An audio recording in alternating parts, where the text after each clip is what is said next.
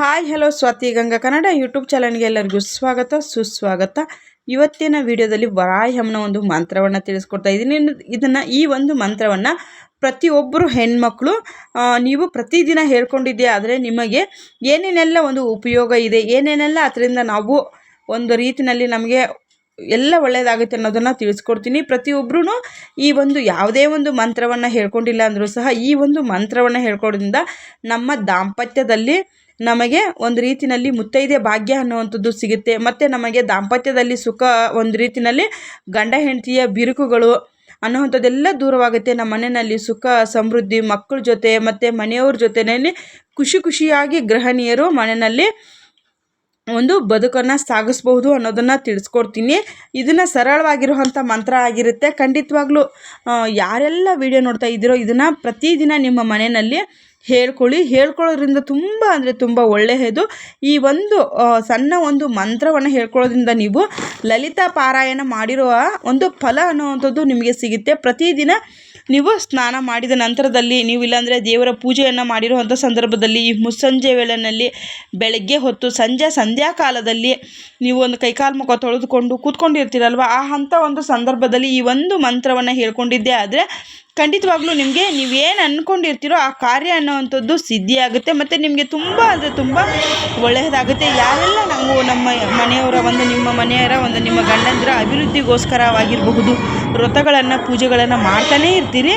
ಖಂಡಿತವಾಗ್ಲೂ ಅವರು ಈ ಒಂದು ಮಂತ್ರವನ್ನು ಹೇಳ್ಕೊಳ್ಳೋದ್ರಿಂದ ಕೂಡ ಅಷ್ಟೇ ನಿಮ್ಮ ಮನೆಯಲ್ಲಿರುವಂಥ ಗಂಡ್ಮಕ್ಳು ದುಡಿಯೋಕ್ಕೆ ಹೋಗ್ತಾ ಇರೋರಾಗಿರ್ಬೋದು, ಕೆಲಸಕ್ಕೆ ಹೋಗ್ತಾ ಇರೋರಾಗಿರಬಹುದು, ಮನೆಯಲ್ಲಿ ಹೆಣ್ಮಕ್ಳು ಅವ್ರಿಗೆ ಯಾವ ರೀತಿಯಾಗಿ ಕಾಣಿಸ್ಕೊಳ್ಬೇಕು ಅನ್ನೋದನ್ನು ಸಹ ನಾನಿಲ್ಲಿ ತಿಳಿಸ್ಕೊಡ್ತೀನಿ. ನೋಡಿ, ಅವರು ತುಂಬ ಜನನ ನಾನು ನೋಡಿದ್ದೀನಿ. ಗಂಡ ಆಚೆ ಹೋಗ್ತಾ ಇದ್ದಾನೆ ಅಂತಂದರೆ ಇವಾಗ ಒಂಥರ ತಲೆ ಕೆದರ್ಕೊಂಡು ಅವರು ಒಂದು ಮುಖದಲ್ಲಿ ಒಂದು ಹಣೆಯಲ್ಲಿ ಒಂದು ಕುಂಕುಮ ಇಟ್ಕೊಂಡಿರೋದಿಲ್ಲ, ಒಂದು ಸ್ಟಿಕ್ಕರ್ ಇಟ್ಕೊಂಡಿರೋದಿಲ್ಲ, ಏನು ಅಂದರೆ ಏನೂ ಇರೋದಿಲ್ಲ. ಹಾಗೆ ಒಂಥರ ಮುಖ ಎಲ್ಲ ಒಂಥರ ಕೂದಲೆಲ್ಲ ಹರಡ್ಕೊಂಡಿರುತ್ತೆ, ಒಂದು ನೈಟಿ ಒಂದು ಹಾಕ್ಕೊಂಡಿರ್ತಾರೆ.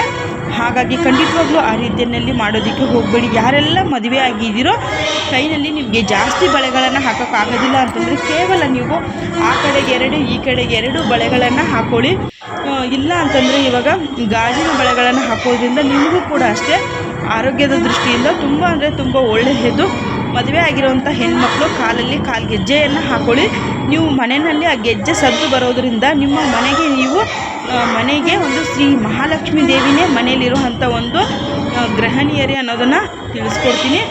ಒಂದು ಹಣೆಯಲ್ಲಿ ಚಿಕ್ಕದಾಗಿರೋನ ಇಟ್ಕೊಳ್ಳಿ, ದೊಡ್ಡದಾಗನ ಇಟ್ಕೊಳ್ಳಿ. ಮುಖದಲ್ಲಿ ಒಂದು ರೀತಿಯಲ್ಲಿ ಲಕ್ಷಣವಾಗೋ ರೀತಿಯಲ್ಲಿ ಚೆನ್ನಾಗಿ ತಲೆಯನ್ನು ಬಾಚಿಕೊಂಡು, ಸ್ವಲ್ಪ ಹೂವನ್ನು ಮುಡ್ಕೊಂಡು, ಜಡೆ ಹಾಕ್ಕೊಂಡು ನೀಟಾಗಿ ನೀವು ಡ್ರೆಸ್ಸನ್ನು ಹಾಕ್ಕೊಳ್ಳಿ. ಆದಷ್ಟು ನೈಟಿಯನ್ನು ಬಿಟ್ಬಿಟ್ಟು ನೀವು ಮನೆಯಲ್ಲಿ ಡ್ರೆಸ್ಗಳನ್ನು ಹಾಕ್ಕೊಳ್ಳಿ. ನಿಮ್ಮ ಮನೆಯಲ್ಲಿ ನಿಮ್ಮ ಮನೆಯವರು ಆಚೆ ಕಡೆಯಿಂದ ಅವರು ಎಷ್ಟೋ ಒಂದು ಶ್ರಮಪಟ್ಟು ನಮಗೋಸ್ಕರ, ನಮ್ಮ ಮಕ್ಕಳಿಗೋಸ್ಕರ, ನಮ್ಮ ಮನೆಯಲ್ಲಿ ನಮ್ಮ ಅತ್ತೆ ಮಾವನಿಗೋಸ್ಕರ ಅವರು ಅಷ್ಟು ಒಂದು ದುಡ್ಕೊಂಡು ಬರ್ತಾ ಇರುವಾಗ ಮನೆಯಲ್ಲಿ ಅವ್ರು ಬರೋ ಅಷ್ಟೊತ್ತಿಗೆ ನಾವು ಒಂದು ಬಿಸಿಯ ಕಾಫಿನೋ ಟೀನೋ ಮತ್ತು ಅವ್ರಿಗೆ ಏನೋ ಮಾಡಿಲ್ಲ ಅಂತಂದ್ರೂ ಕೂಡ ಚೆನ್ನಾಗಿ ರೆಡಿಯಾಗಿಬಿಟ್ಟು ನಾವು ಒಂದು ರೀತಿಯಲ್ಲಿ ಮನೆಯಲ್ಲಿ ಒಂದು ಸಂಜೆ ದೀಪ ಹಚ್ಬಿಟ್ಟು ಸಾಂಬ್ರಾಣಿ ಹೊಗೆ ಆಗಿರ್ಬೋದು, ಒಂದು ಅಗರಬತ್ತಿ ಸ್ಮೆಲ್ ಆಗಿರ್ಬೋದು, ಅವರ ಆಚೆ ಕಡೆಗೆ ಎಂಥದ್ದೇ ಒಂದು ಕಷ್ಟ ಒಂದು ರೀತಿಯಲ್ಲಿ ಬಂದರೂ ಕೂಡ ಮನೆಗೆ ಬಂದ ತಕ್ಷಣವೇ ಅವ್ರಿಗೆ ಒಂದು ರೀತಿ ಪಾಸಿಟಿವ್ ವೈಬ್ಸ್ ಅನ್ನುವಂಥದ್ದು ಬರುತ್ತೆ. ಅವ್ರು ಏನೇ ಒಂದು ಟೆನ್ಷನ್ನಿಂದ ಮನೆಗೆ ಬಂದ್ರೂ ಕೂಡ ನಿಮ್ಮ ಒಂದು ಮುಖವನ್ನು ನೋಡಿದ ತಕ್ಷಣದಲ್ಲಿ ಅವ್ರಿಗೆ ಆ ಟೆನ್ಷನೆಲ್ಲ ಹೋಗ್ಬಿಟ್ಟು ನನ್ನ ಮನೆಗೆ ಯಾವಾಗ ಬರಲಿಯಪ್ಪ ಅಂಥೇಳಿ ಅವರು ಗಂಡ್ಮಕ್ಳು ಕಾಯ್ತಾ ಇರಬೇಕು. ಹಾಗಾಗಿ ಕೆಲಸಕ್ಕೆ ಹೋಗೋವಂಥ ಹೆಣ್ಮಕ್ಳು ಆದಷ್ಟು ನೀವು ಇವಾಗ ಕೆಲಸಕ್ಕೆ ಹೋಗೋರು ಯಾರೂ ಮನೇಲಿರೋ ಅಂಥವ್ರೆ ಜಾಸ್ತಿ ನೈಟಿಗಳನ್ನು ಯೂಸ್ ಮಾಡೋವಂಥವ್ರು ನೈಟಿ ಯೂಸ್ ಮಾಡಿ, ನಾನು ಬೇಡ ಅನ್ನೋದಿಲ್ಲ. ನೀವು ಕೆಲಸ ಮಾಡೋ ಟೈಮಲ್ಲಿ, ಪಾತ್ರೆ ತೊಳೆಯೋ ಟೈಮಲ್ಲಿ, ಬಟ್ಟೆ ತೊಳೆಯೋಂಥ ಟೈಮ್ಗಳಲ್ಲಿ ನೈಟಿನ ಯೂಸ್ ಮಾಡಬೇಡಿ ಅಂತಲ್ಲ. ಅದೇ ಬೆಳಿಗ್ಗೆ ಸಂಜೆ ಟೈಮಲ್ಲಾದರೂ ನೀವು ಡ್ರೆಸ್ಗಳನ್ನು ಹಾಕುವಂಥ ಅಭ್ಯಾಸವನ್ನು ಮಾಡ್ಕೊಳ್ಳಿ. ಇವಾಗ ಸೀರೆ ಉಟ್ಬಿಟ್ಟು ತುಂಬ ಜನಕ್ಕೆ ಕಂಫರ್ಟಬಲ್ ಇಲ್ಲ ಅಂತಾರೆ. ಆದಷ್ಟು ನೀವು ನೈಟಿನ ಬಿಟ್ಬಿಟ್ಟು ಇವಾಗ ನೀವು ಚೂಡಿದಾರ್ಗಳನ್ನು ಹಾಕ್ಕೊಳ್ಳಿ. ಮತ್ತು ಟೀ ಶರ್ಟು ಪ್ಯಾಂಟಲ್ಲಿ ಇರೋ ಬದಲಿಗೆ ನೀವು ಚೂಡಿದಾರ್ಗಳನ್ನು ಹಾಕ್ಕೊಳ್ಳಿ. ಪೂಜೆಯನ್ನು ಮಾಡೋವಂಥ ಸಂದರ್ಭಗಳಲ್ಲಿ ಒಂದು ದುಪ್ಪಟ್ಟು ಹಾಕ್ಕೊಂಡು ಪೂಜೆಯನ್ನು ಮಾಡಿ. ಯಾಕಂದರೆ ನಾನು ತುಂಬ ಜನನ ನೋಡಿದ್ದೀನಿ. ಹಾಗಾಗಿ ನಿಮ್ಮ ಅನುಕೂಲಕ್ಕೆ ಬಿಟ್ಟಿರುವಂಥದ್ದು. ಆದರೆ ನಾವು ಮನೆಯಲ್ಲಿ ನಮ್ಮ ಗಂಡಂದ್ರ ಏರಿಗೆಗೋಸ್ಕರ ಮನೆಯಲ್ಲಿರುವಂಥ ಹೆಣ್ಮಕ್ಳೇ ಮಹಾಲಕ್ಷ್ಮೀರ ಥರ ಅವ್ರಿಗೆ ಕಾಣಿಸಿದ್ರು ಅಂತಂದರೆ ಇವಾಗ ತುಂಬ ಜನ ಹತ್ತಿರದಿಂದನೇ ನೋಡ್ತಾ ಇರ್ತೀವಿ. ತುಂಬ ಜನಕ್ಕೆ ಡಿವೋರ್ಸ್ ಅನ್ನೋವಂಥದ್ದು ಆಗ್ತಾಯಿದೆ. ತುಂಬ ಜನಕ್ಕೆ ಗಂಡ ಹೆಂಡತಿ ಮಧ್ಯೆ ದಾಂಪತ್ಯದಲ್ಲಿ ಬಿರುಕು ಅನ್ನೋವಂಥದ್ದು ಬರ್ತಾಯಿದೆ. ಆದಷ್ಟು ನಮ್ಮ ಕುಟುಂಬವನ್ನು ಈ ಮನೇಲಿರೋ ಹೆಣ್ಮಕ್ಳು ಅವರ ಮುಷ್ಟಿನಲ್ಲಿ ಇಟ್ಕೊಳ್ಬೇಕಂತೆ.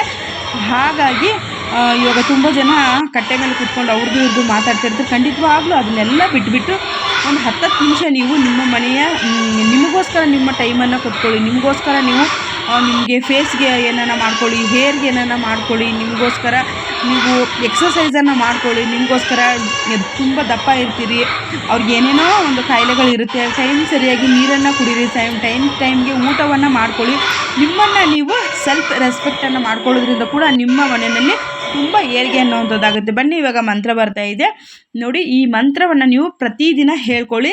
ಸರ್ವ ಮಂಗಳ ಮಾಂಗಲ್ಯೆ ಶಿವೆ ಸರ್ವಾಧಿಕೆ ಸಾಧಿಕೆ ಶರಣ್ಯೆ ತ್ರೌಂಬಲ್ಯೆ ದೇವಿ ನಾರಾಯಣಿ ನಮೋಸ್ತುತೆ. ನಾನು ಹೇಳೋದ್ರಲ್ಲಿ ನಿಮ್ಗೆ ಏನಾನ ಫೋರ್ಸಲ್ಲಿ ಸ್ವಲ್ಪ ಏನಾನ ಹೆಚ್ಚು ಕಡಿಮೆ ಆಗಿ ಕೇಳಿಸಿದ್ರೆ ಕ್ಷಮೆ ಇರಲಿ.